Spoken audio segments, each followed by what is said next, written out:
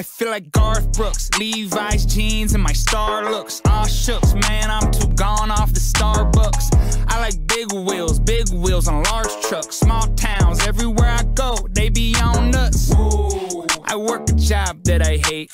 Whoa. I'm rolling 10 minutes late, don't you know? I got a lot on my plate. Every day sucks, but I'm doing great. What's going on, guys? World Legends TV here, back with another video for you. I want to talk to you today about bug-out situations and what we got going. But I got to show y'all something first. We've got a, come here. We've got a new addition to the Rural Legends family. Let's see if we can't get him over here. Come here. Where you at? Come here. Come here. You can't go over there. Come here. Come here. Ooh, gotcha. Ooh, gotcha. Hello and welcome to the Rural Legends family. Fuck ass. Yes, this cat's name is actually Fuck ass. We found it in a cotton mill and we rescued her, and she's a little crackhead and we love her. We call her Faye around normal people, but her name is Fuck ass. So if you will, please welcome to the Rural Legends family, Fuck ass. And Fuck ass does like guns, isn't that right?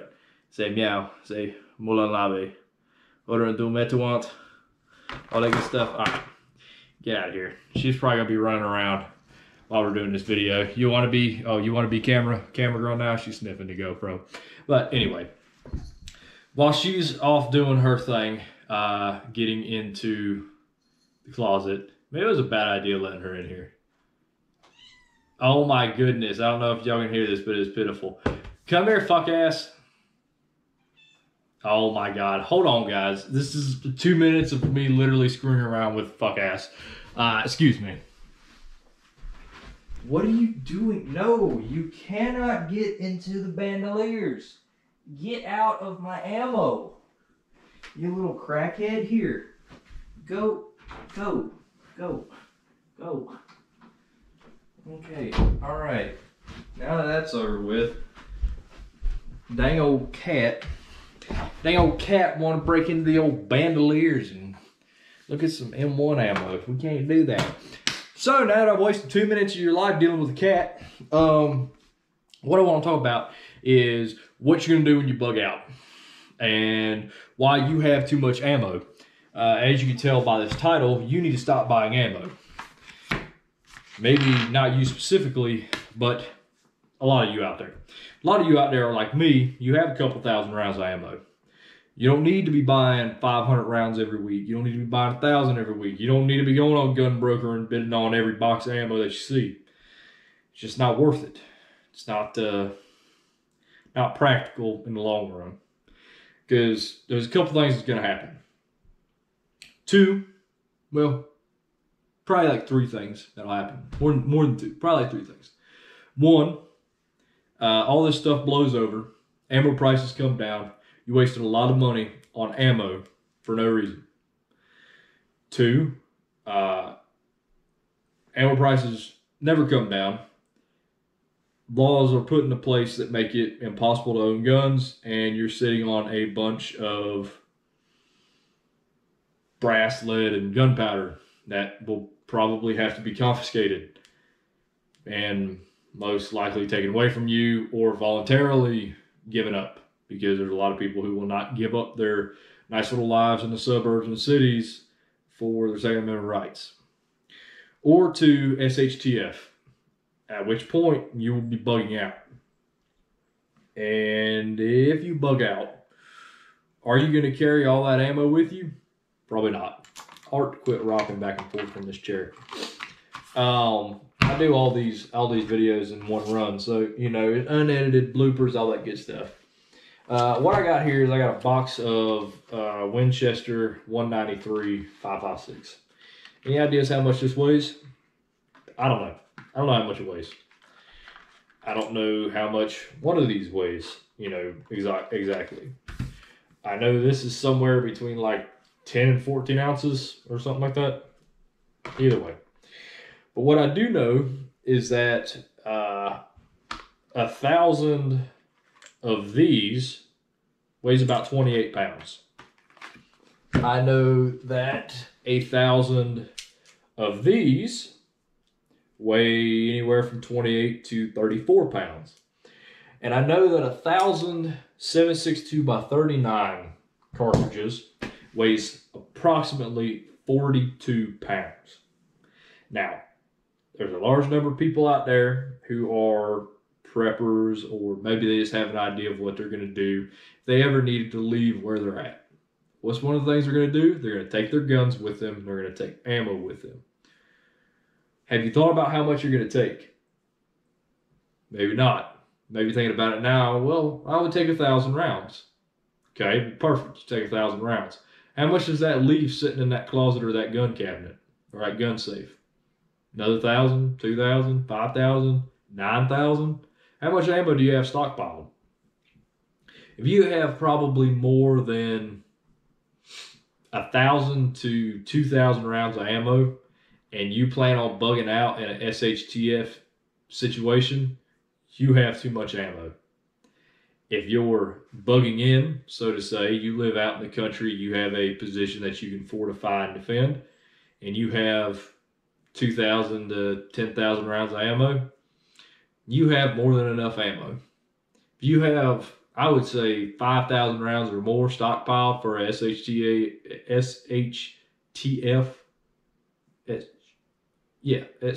anyway, you know the damn acronym, situation, you have too much ammo, because you're not going to be John Rambo in a situation where you need to defend yourself.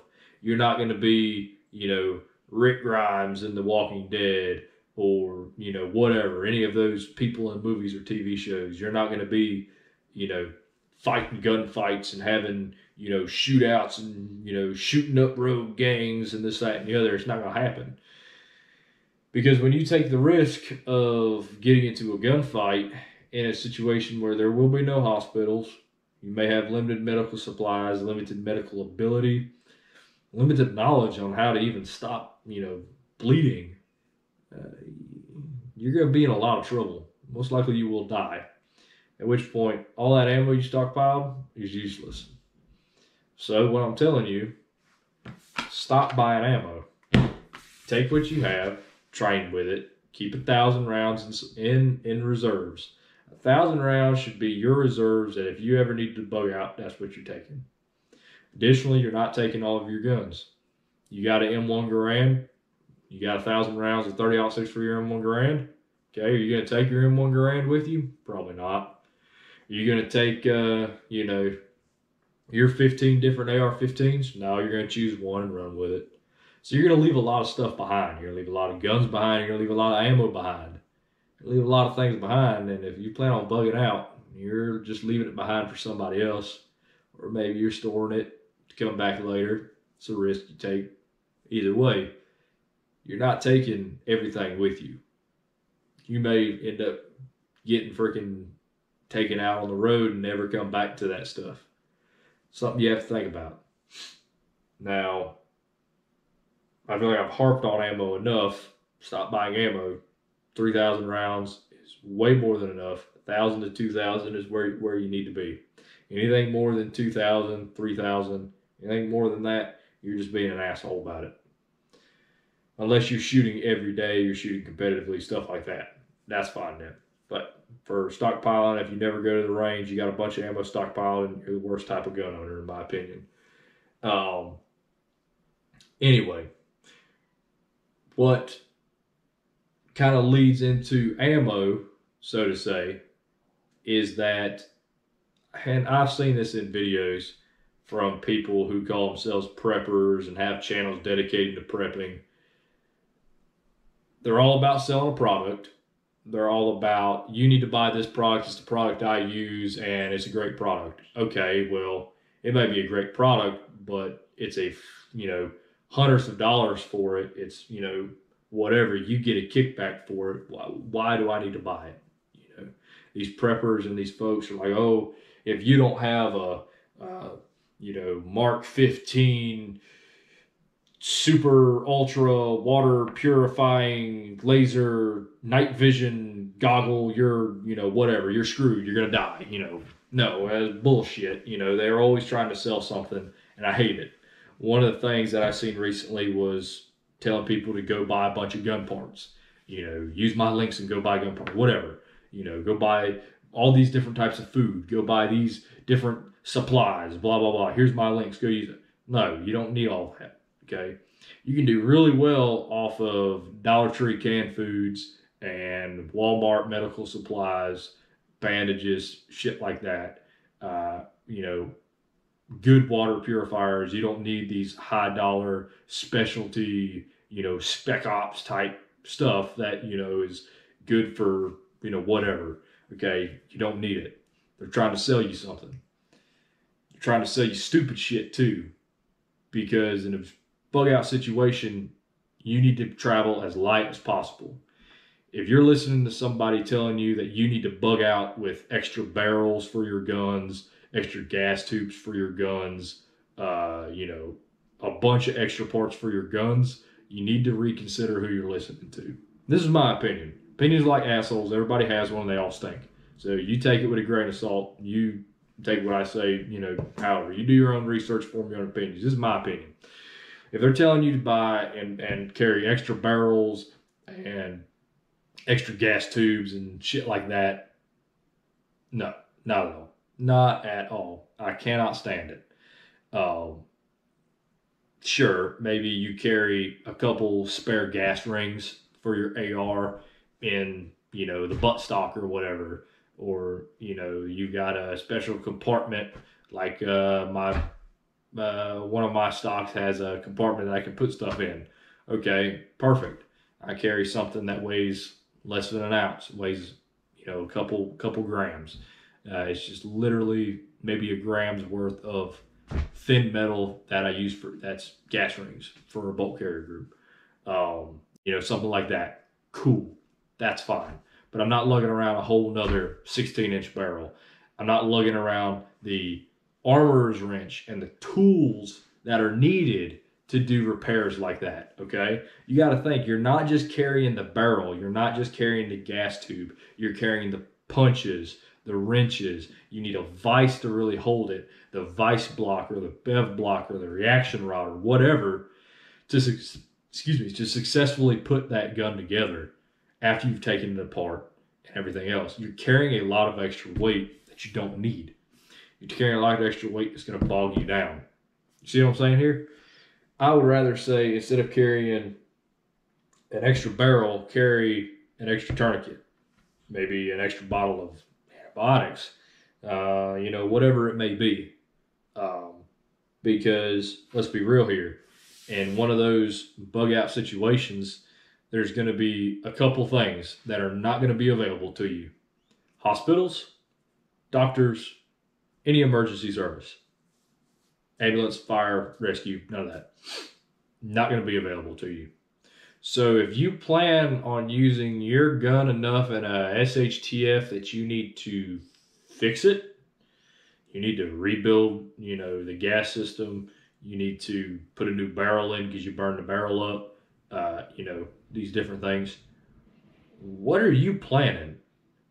Because in a situation where I need to bug out, where society has collapsed, whatever, I hope I never have to use that rifle or that gun to save my life, because if I do, my survival rate just went very, very small. If you ever get in a gunfight nowadays, your survival rate gets very small. And that's with modern medicine and, doctors and hospitals and ambulances and all these different, things that are available to us. Take all that shit away. You're on your own with your IFAK, your tourniquet, whatever, and you get into a firefight, your chances of survival just almost disappeared. If you get shot in one of these situations, your chances of survival, are just astronomically small, infinitesimally small. It's ridiculous. Infections, bleeding out, internal bleeding, shock, all these different things that can happen from a gunshot wound, a traumatic injury, just goes through the roof. That's why when they say that, you know, when the shit hits the fan, half the population is going to be dead in a month anyway. Half the population will be dead in a month because people who need their medicines will die because they can't get their medicines. People will form roving bands of gangs and they will get into shootouts and they'll kill each other very rapidly. Population will be cut in half very quickly. Why be part of that statistic? Why try to get into a gunfight and, you know, whatever? Now I understand maybe you're bugging in. You've got a lot of land that you can defend. You have fortifications and somebody comes in and they start a fight with you. Yeah, sure. Then in that situation, that's a risk you got to take. That's a risk you got to take to defend your family, defend your life. Yep. But for you to be bugging out and to be actively searching for a fight, to be planning on needing to rebuild your gun, not a smart decision. If you're going to do that, here's what's going to happen. You're going to take a round eventually. You're going to get hit. You're going to die.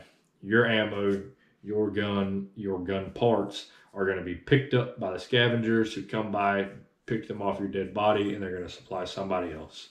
If you're defending your family, well, we ain't going to talk about that because Lord knows humans are a nasty, nasty breed of animal. And we do really bad things to really good people. And it's just a fact. So my advice to you is have a small stockpile of ammo, 1,000, 2,000 rounds. Have a set of gas rings to fix the bulk carrier group. Something like that, something small, something that you don't need armorer's wrenches and vice blocks and this, that, and the other to fix. If you burn up a barrel in an AR-15, you have put tens of thousands of rounds through it. And if you're running a barrel on an AR-15 in a bug out situation that you know is maybe not the best, maybe you shouldn't bug out with that rifle. You know, just a thought.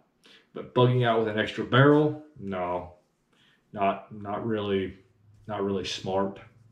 Not really a, you know, A+ big brain strategy there. Not really a 400 IQ strat in my opinion. So that's my opinion. Stop buying ammo. You already have too much. Let somebody else get the ammo who needs it. Maybe the kid who's just, you know, turning 18 and trying to get into shooting. Maybe he needs some ammo. Let him have the ammo. You know, don't worry about buying extra gun parts in a bug out situation. You're going to leave it behind after a week, a month, or you're going to take it around and it's going to go to somebody else. So don't worry about that. Have good equipment already on hand, a good rifle that's reliable, that's functional, carry a good cleaning kit with it, and be able to take care of your weapon, not have to fix your weapon. You do that, you'll be a lot better off. Avoid a firefight. Everything, your survival rate will go through the roof. There's a lot of other things we could talk about for bugging out, but I don't really want to get into a 30-minute long video of how to bug out, why to bug out, why to bug in, you know, all that good stuff. There's a lot of good information out there. There's a lot of bad information out there. Don't listen to one person. Don't just listen to me. Go listen to other people talk. Go get other people, you know, talking about their strategies, about different tactics, stuff like that. What to get, what not to get, and form your own opinions. In the end, you are your caretaker. There's nobody else who is going to do it for you, take care of it for you. You know, be physically fit. Go work out. Go run a little bit. Be in good shape, because to bug out, you're going to need to be in good shape. That's a whole different issue we didn't even talk about in this video, but being in physically fit is a key to it. It's amazing how heavy ammo can be when you're carrying it and how quickly it can wear you down. So, you know, go work out, go be physically fit, stay armed, stay safe, keep your heads on a swivel. Odorant Doom Metawant. We'll see you in the next one.